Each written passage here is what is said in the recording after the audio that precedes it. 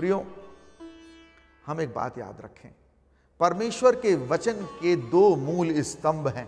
पहला है अपने परमेश्वर से संपूर्ण हृदय से, संपूर्ण शक्ति से प्रेम, और दूसरा अपने पड़ोसी को अपने समान प्रेम करना, अपने पड़ोसी धर्म का पालन करना। यदि हम ये कहें कि मैं ईश्वर का भक्त हूं और अपने जरूरत में पड़े मित्र या पड़ोसी की सुधि ना लूं, तो मैं एक नंबर का झूठा हूं। कोई कहे मैं देशभक्त हूं और अपने देशवासियों और पड़ोसी के प्रति प्रेम न दिखाए, उनसे नफरत रखे, तो वो एक नंबर का झूठा है। परमेश्वर अपने भक्तों से क्या चाहते हैं, उनकी क्या डिमांड है हमसे, इस बात पर यीशु जी ने जवाब देते हुए कहा है कि सबसे बड़ी आज्ञा है कि अपने सारे मन से, प्राण से, बुद्धि से, शक्ति से परमेश्वर से प्यार करना। परमेश्वर से प्यार करने का मतलब है उसके प्यार के बदले उसकी आज्ञा को मानना और उसकी बातों पर चलना। अब जो उसकी बातों पे चलते हैं, उसको प्रेम करने वाले हैं, उसकी मर्जी पर जो चलते हैं, उसकी आज्ञाओं का पालन करने में उनको आनंद आता है, वो बोझ नहीं है उनके लिए। और सबसे बड़ी आज्ञा बताने के बाद प्रभु ने कहा, तुम अपने पड़ोसी से अपने समान प्रेम रखो, अपने समान, जैसे आप अपने आप को प्यार करते हैं। आज हम जिस दौर में जी रहे हैं ना, वो बड़ा स्वार्थी है। लोग चीजों और सामान से प्यार करते हैं और इंसान का बहिष्कार करते हैं। प्रेरित पौलुस जो हैं, ईश्वरीय प्रेरणा से अंतिम दिनों का चित्रण करते हैं और कहते हैं कि ऐसा समय आएगा, लोग एक दूसरे से नहीं बल्कि खुद से, पैसों से, सुख विलास से प्यार करेंगे। बहुत से लोग स्नेह रहित हो जाएंगे, उनमें प्यार नहीं होगा। वो प्यार जो परिवार और अपने बीच में होता है वो खत्म हो जाएगा।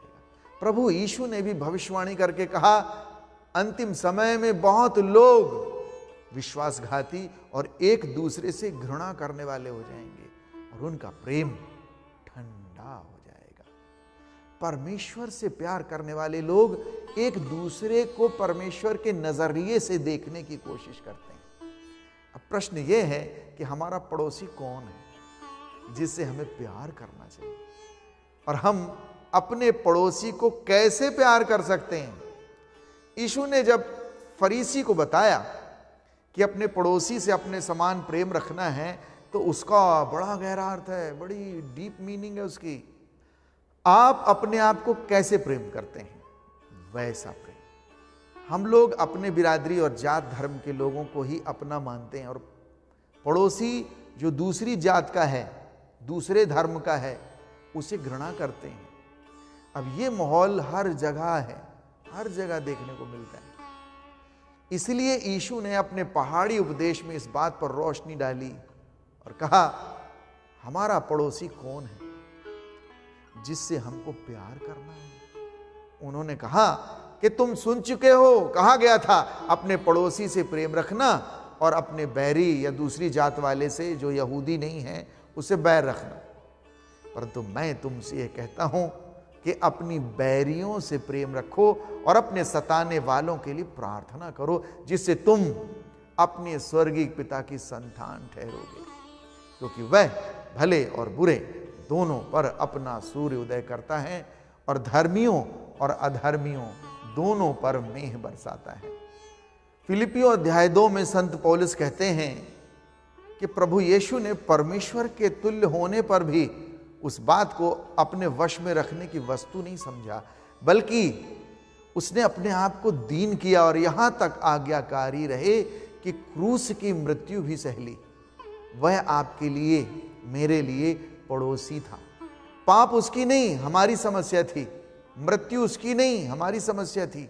जो मेरी समस्या थी, उसने उसे अपनी समस्या बना लिया और वो अपना प्रेम हम पर न्योछावर करता है और हमारी समस्या का निवारण करता है। वो हमारे सच्चे पड़ोसी बनते हैं। हमें वह राह दिखाता है कि हम जाकर दूसरों से प्रेम कर सकें। संत यूहन्ना कहते हैं कि परमेश्वर को किसी ने नहीं देखा। यदि हम आपस में प्रेम रखें तो परमेश्वर हम में निवास करता है और हम में उसका प्रेम सिद्ध होता है। यदि कोई कहता है मैं परमेश्वर से प्रेम करता हूं और अपने भाई से घृणा करता है तो वह झूठा है, क्योंकि अपने उस भाई को जिसे उसने देखा है, जब वह प्रेम नहीं करता तो परमेश्वर को जिसे उसने देखा ही नहीं वह प्रेम नहीं कर सकता। मसीह में हमें यह आदेश मिला है, वह जो परमेश्वर को प्रेम करता है उसे अपने भाई से भी प्रेम करना चाहिए। परमेश्वर के वचन के दो मूल स्तंभ हैं। पहला है अपने परमेश्वर से संपूर्ण हृदय से प्रेम करना, और दूसरा है अपने पड़ोसी को अपने समान प्रेम करना, अपने पड़ोसी धर्म का पालन करना। भगवद अनुग्रह प्राप्तिरस्तु। शुभम भूयात्। God bless you. All the best.